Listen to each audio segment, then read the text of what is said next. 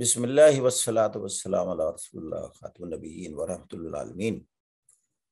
ابھی آپ میں ایک ہماری اسٹوڈنٹ بیٹھی ہیں، ان کا ایک پوائنٹ ہوتا تھا لڑکیاں اگر باعزت زندگی گزارنا چاہتی ہیں فائنینشلی انڈیپینڈنٹ ہوں، ورنہ تھرڈ ورلڈ کے جو ہسبینڈز ہیں with due respect and regard to the nice people, وہ ایک فار گرانٹیڈ لیتے ہیں کہ جی لڑکی شادی ہو گئی ہے تو اس نے اس کو دبا کے رکھنا ہے، اس سے ڈیمانڈ کرنا ہے اور اس سسرال سے جہیز کم ملنے کے تانے دیتے رہنا ہے تا قیامت دیتے رہنا ہے۔ بتائیں، پہلے تو یہ غیرت کے خلاف ہے مرد کی۔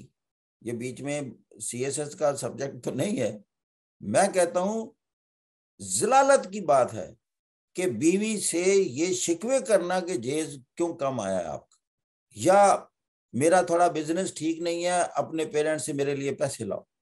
بتائیں، اگر یا تو میں کہہ رہا ہوں کہ یہ ایسے نہیں ہے تو پھر تو میں غلط ہوں، پھر معافی چاہوں گا۔ اگر ایسے لوگ موجود ہیں تو آپ دیکھ لیں کہ کتنا گھٹیا پن ہے، تو پھر بچیاں مجبور نہیں ہو جائیں گی، وہ بیچاری والدین سے آئیں، اب ان والدین کو پھر تقاضے کرے جا کے ان کو زندہ مار دے ان کو کہ پہلے بھی دیے تھے اب اور مانگ رہا ہے، اور سزا کس چیز کی دے رہے ہیں کہ تم نے بیٹی میرے ساتھ بیائی ہوئی ہے، اسی کا دیا ہوا کھا رہا ہے اور اسی پر روب جما رہا ہے اس لیے کہ وہ مرد ہے۔ بتائیں، اگر وہ 2 کیس بھی پاکستان میں ہوں نا تو میرا خون کھولتا ہے۔ 98% لڑکے درست بھی ہوں، دیٹس فائن، لیکن مجھے وہ 2% بھی قبول نہیں ہے جو جہیزوں پر پلنے والے ہوں اور سسرال پر پلنے والے ہوں۔ کہاں گئی آپ کی خود یہ پیسہ، کیا چیز ہو گیا ہے؟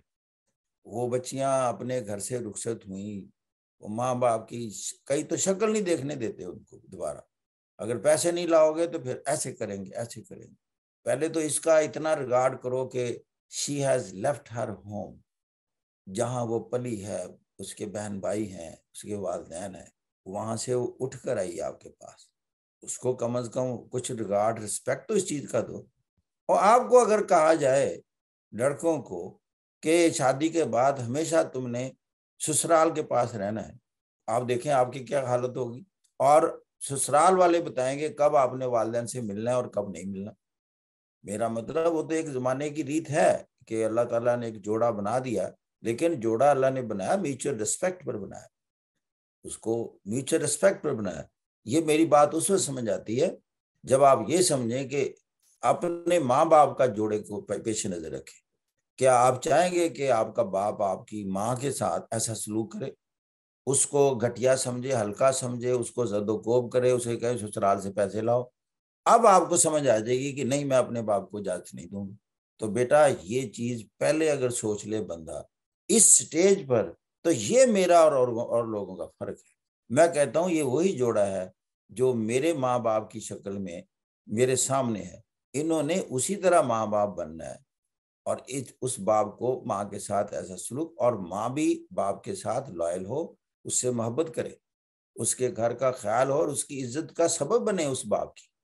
آپ کو بھی ایسی ماں اچھی لگتی ہے، اور ان میں انتہائی اچھا ایکویشن جو ہے اولاد کو اچھی لگتی ہے اپنے پیرنٹس کا ایکویشن۔ یہ ایکویشن بیٹا جوانی میں اگر آپ طلب کریں تو پھر کہتے ہیں نو جی نو، عورت کو تو دبا کے رکھنا ضروری ہے، عورت کو تو جہیز کے تانے دینا ٹھیک ہے، مجھے کوئی مسائل ہوں تو کہو چلو جا کر اپنے والدین سے لے کر آؤ۔ یہ چیزیں ہیں، یہ ہیں ایک جو ڈیفرنٹ چیزیں ہیں۔ میرا ذہن اور لوگوں کا ذہن فرق ہے، اور اسی لیے میرا ذہن قبول نہیں ہوتا۔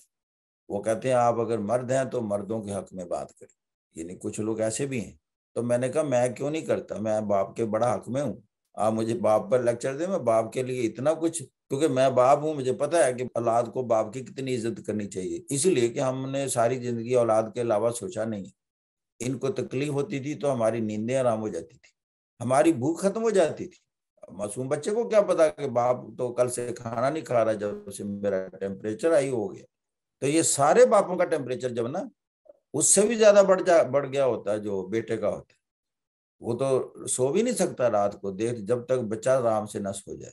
یہ ماں کے ساتھ بھی ہوتا ہے، باپ کے ساتھ بھی ہوتا ہے۔ باپ کو یوں نہ سمجھے کہ وہ انکنسرنڈ ہوتا ہے، وہ نہیں، وہ انڈیا کا وہ شاعر، اس کا مجھے شعر کا مطلب ہی یاد رہ جاتا ہے، جب میرا باپ سلامت تھا تو بازار کے سارے کھلونے میرے ہوتے تھے، وہ دنیا میں نہیں رہا تو میں کھلونا نہیں خرید سکتا۔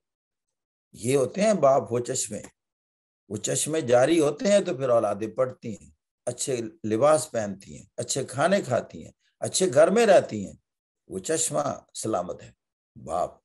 یہ نہیں ہے کہ وہ اگر باہر دھوپ میں گھوم پھر رہا ہے تو سمجھیں he is not bothered and concerned about you, اور ماں جو قریب ہے وہی سب کچھ ہے۔ یہ اللہ تعالیٰ کی ایکویشن ہے، اس کو اس کام پر لگایا ہوا ہے تاکہ بازار کے کھلونے معصوموں کے لیے ہوں، ان کی قوت خرید وہ شخص ہے۔